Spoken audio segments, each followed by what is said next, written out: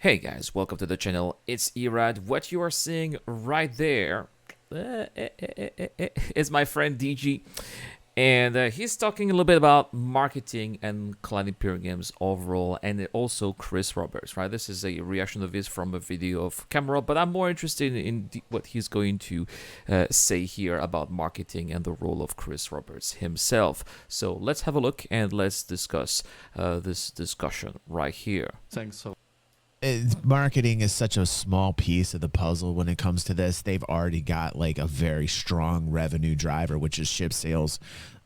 Frankly, they don't need marketing at this point. I agree with it. Well, I agree and disagree. I would say that they would need marketing for Squadron 42 because they are going to have to sell that to a larger audience, maybe people who are not part of the Star Citizen community but are still looking for single player experiences, people who have heard of Star Citizen but think that it's a scam. They got no idea that they are going to launch an actual finished product. So there, marketing here I think is going to make sense. But when it comes to Star Citizen itself, well, all they have to do, is just sell ships. That's what. And I would argue here that the marketing department perhaps have hurt ship sales and have hurt the communication of CIG more than they have helped, because sometimes of the decision that they are making of pushing releases and pushing ships to our face so that revenue gets higher. But instead, what we are getting are unfinished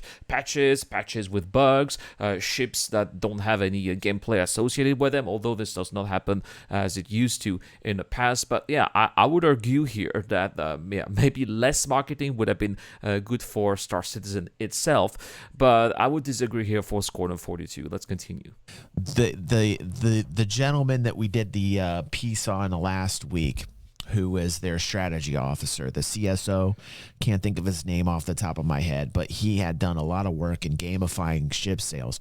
He was the guy that got him to this point. He's gone now, but I think the fact that So it's going to be interesting now that apparently, so this is a video reacting to a rumor that apparently Sandi Gardiner is back in marketing. I think it would be great. I think that Sandi did a wonderful job at the beginning of the project with marketing and getting fans excited about the project, and also the way that she was presenting the project, doing all those videos. It seemed like there was a more personal touch between the company and us, the backer, than when it became a bit more corporate after she was gone. That's my opinion here about Sandi here. And if that's really the case, if she's really back, I think that we are in for a treat. That's my opinion. I know that a lot of people would not agree with that, but I personally appreciate Sandi Gardiner and her work that she has done on the side of the project very much. ship sales are still strong, and that has already been gamified. You don't need to screw with it anymore. It's already there, and it's bringing in tons of cash. Now, over time, they got to be careful. This is why I say they need more attention towards John Crew and the ship development team, and need to bring more people in so that they keep streamlining and the process and get. And they have done that. The Montreal team is also working on shit. And we have seen, ever since CIG has completely integrated the Montreal studio into CIG, which used to be Turbulent, now Turbulent is part of CIG, we are seeing an increase in ship production, right? We are seeing it's definitely, they're pumping more ships, and also some of the bigger ships are now getting into the game. The Polaris being the first of those, but they are working on more. Perseus is coming soon. They're working on the Pioneer. The Kraken has been teased at last year's season con. So it seems like some of those bigger ships that have been in the backlog for quite some time are also coming onto the game. Get these ships out the door. That is number one. That is essential, because that is what's bringing in the cash. They got to make sure they make the process streamlined, that ships are coming from white box to gray box, they're going, and they get where they need to go, and they're playable quickly. We've got ships we've been waiting on for ages. Totally can't stand it. They need to same. I don't understand. Like, what about the other Hull series? Hull B, Hull E, Hull D. Now server meshing is here. The economy is already there, where we can transport some commodities that are very cheap, but sometimes even too cheap for the Hull C. It would make sense for the bigger hulls to come into the game.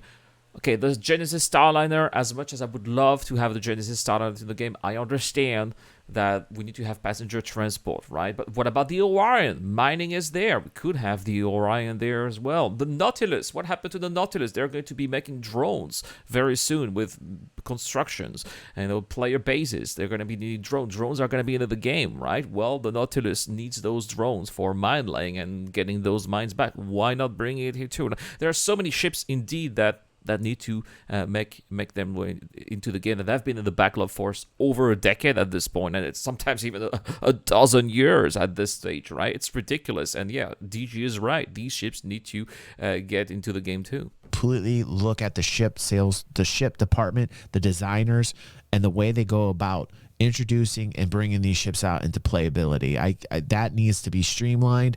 That's need to be streamlined for a very long time. But even the fact that it is in the state that it's at and people are still buying just shows you how strong that process is. And we've seen sales are like 85% of the revenues that are coming in for this game. And we've seen that year after year, every time the financials have been released. By the way, where are the financials this year, right? We're in February already, and we're still not seeing the financials for 2023. It's a bit worrisome, by the way. But he's right. We can see that indeed ship sales are representing, hundreds of more than $100 million now each year. Although last year was supposed to be a not so great year in terms of content brought to the game, players getting a bit more sour, people not liking master mode. There's been tons of debates about master mode, right? Despite all of that, they just came $1 million short compared to 2023, which is quite remarkable and shows that people are still buying a ton of ship despite the community being more upset compared to what they used to be. And if we look at if you look at the numbers for this year's January, we're having the best January ever. We had the best January. There hasn't been I think we equalized 2022. I looked at the chart the other day and it was like, it was very, very mind-boggling, right? So it is indeed a huge driving force for the funding of the game, and despite the community seeming upset about the state of the development, they're still buying a lot of ships. Absolutely true. Yes, the chief strategy officer that gamified the system is gone, but the system still remains. So keep that system running. And marketing, I don't know, man. Personally, I always felt like it was us. Yeah. I always felt like the fans did the marketing. I mean, as a guy who's been on the internet talking about Star Citizen for 10 years, I mean, that's marketing right there. That's and me and many others on the internet. That's marketing. It is us, the community. We are talking about the game. We are spreading the word. Some people might not like it. Some people might like it. So I can see with myself. I sometimes, even I never talk about my referral code. It's just there in the description of videos, and people are using it without me encouraging to use them. I've got like almost 200 referrals. It's crazy. I'm not even showing it, and people still use it. So I can see that, and I'm just a small content creator. I just have 22,000 subscribers on my main channel. So it's really nothing compared to some of the big guys like Morphologists or Oli, who are getting thousands and thousands and thousands of referrals, which is absolutely insane. So even smaller content creators, they are bringing in new people and getting the game to be noticed by new players too. It's absolutely, we are, and not just me, but just regular people who are playing on their own, talking to the game about their friends, showing it to their family, who themselves are going to be doing the same. It's word of mouth. It's super important for a game like that. So big deal. Sandi is the head of marketing. I don't know. This does not seem like a big deal to me. For watching, and see you next time. Bye. Auf Wiedersehen. Yeah, Hugh says Cameron keeps saying the same thing over and over. This is why I'm not interested in watching his videos. Stunner says Cam is missing a huge point, in my opinion. tech has to be developed first as a priority, and we Well, are we're not still going just to finishing up the dev on the game other tech. content creators, Yeah, obviously, all the rest right? can That's- and will come. Everybody Yep. is always entitled to their opinion, of course. Matt South says the hang up is purely the tech in the back end. People are still not getting it. Yep. Yep. Which is improving. Yeah. And And we've just had server meshing. Star Citizen 4.0. As expected, it's a big mess because we're moving from one system to another. CIG are slowly but surely converting the previous system into the new one with server meshing. It takes time. But we're getting hot fixes. We're getting new patches. CIG are working on weekends also sometimes to improve the whole gameplay experience. It's going to get better. I'm quite confident that by the middle of this year, it's going to be a much better experience than what we have right now. marketing to me has always been us. They've got the dream scenario. All they have to do is they have to look at the way that the ships, the pipeline of the ships, from the front end to the back end, and make sure that the ships get out relatively quickly. And this has always been a problem for them. Yeah. But as I said, it is indeed a dream scenario. All they have to do, sell more ships. People are going to buy them. That's it. Some people are going to be upset with that. Some people are going to think it's sad, but that's the reality. He's right. Yeah, Maddie says transformative works in marketing.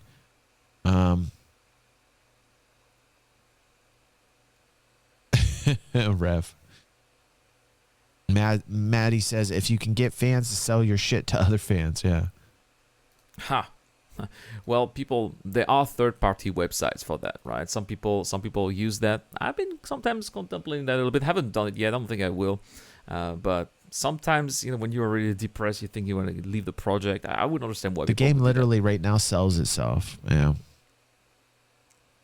I don't know, man. I don't know. Like, I just think this narrative he's got about Chris Roberts not being important and they can just boot him to the corner like it's nothing and like replace him with any schmo to come in and like make the project any better. Man, that in itself is a pipe dream. That is bullshit. I agree with DG here. That's why I took only this segment of the video. Why? Star Citizen is Chris Roberts, and Chris Roberts is Star Citizen. Everything that Chris Roberts has done in his life has led us to Star Citizen, and the technology now that's being built to make Star Citizen is through his initiative and his vision. You may agree or not agree with it, right? But at the same time, it's true that Star Citizen has taken us to in places where that they don't exist in gaming before.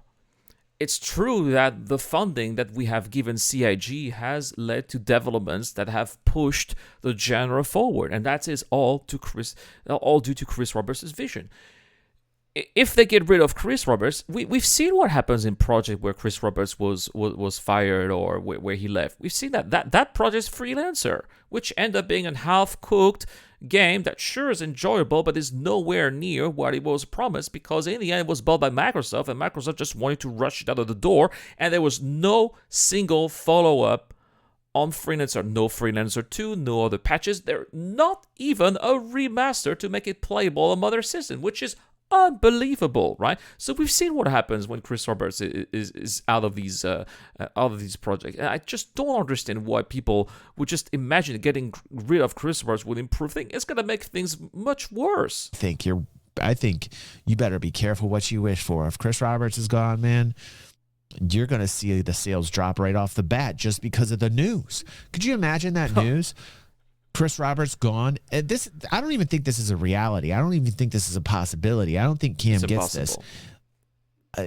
As far as I'm concerned, as far as what I know, the way that the shares are split up, I would make a pretty healthy wager that Chris owns majority share. Oh yeah, and has a majority stake. Oh, absolutely. In the company. So absolutely. If Chris is out of Star Citizen, that means he would have sold it. And the news, as I said, like all the news outlets that have been making fun of Star Citizen, calling it a scam, wondering why, it has like $500 million, soon $1 billion, and wondering where the game, all of these news outlets, they would rejoice, they would celebrate that Chris Roberts is not saying, we were right, he's gone now. It's a scam. See, we were right.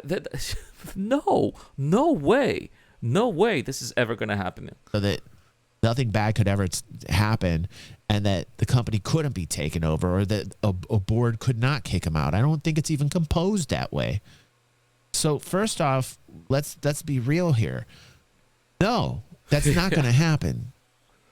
Secondly, in some weird alternate reality where he actually is not the majority stakeholder or shareholder, and the board decides to kick him out, just that news alone, could you imagine how the sales would plummet? Imagine the news came through that Chris Roberts was gone with Star Citizen. Do you know how bad the sales would go? The sales would drop 50% immediately. Or more. I don't think people would buy into the project. It's more than that. People would try to sell their account or leave the project because they know that without Chris Roberts, they'll try to get it out of the door. It's just going to be a big pile of mess. Or it could even be canceled and it would just focus on Squadron 42. Who knows? Immediately. Just on the news. People would give up. They'd say, oh, Chris is gone. Fuck it. Well, there's shares. There are shares. There goes you in the chat says he would not be interested. So, Same. you know, I'm here for Chris. What I'm saying are the shareholders, the way they split up the shares. You know what I'm saying, Daft? I'm pretty sure there are, because the Cowders put an investment down. Yeah, You'd but it's not a lot. There'd have to be some private shares, or there'd have to be, you know, just because a business isn't public doesn't mean there aren't shares. My mom owns a business, like a private business. She's an interior designer from way back. She's old school interior designers. They People are shares. actually wanted interior designers that they go to Home Depot. And when people invested in her company, she had shares. It's private shares. So, you know, I'm just telling you right now that there would be no way that this could ever happen. If there was a board, I'm pretty sure that Chris is majority stakeholder. There actually is a board. In fact, Sandi is in the board as well. The others that were invested could hold a vote and just say bye, Chris. And if they did, that would be the dumbest thing they ever did, because, like I said, it'll be the end of CIG. You would lose so much in sales. People would take that news. Myself and many others, we just go, "What the fuck?" Like, you know. He's iconic, whether you like him or not. The man is iconic. Mm-hmm. The man is a huge dreamer. There's been... This is how CTG ends his video. But he's right. If there's no Chris Roberts, there's no Star Citizen. And on a personal note, I'm glad, if this is really the case, I hope this can be confirmed. If Sandi is really back and if she's in marketing, I would love that to be confirmed. And I think that it's going to be fantastic. I'm looking forward to seeing more of Sandi in videos, more news. I think that she made the connection between the community and the studio more personal. Just her personality, she's got a great personality. I think, at least on camera. So it's all good if that's true. Anyway, that's all I have to say here. Thank you so much for DG for enhancing that original video of Cameroon that we haven't heard, actually, just barely. I'll put both links in the description down below, and I will see you guys in the next one. Cheers.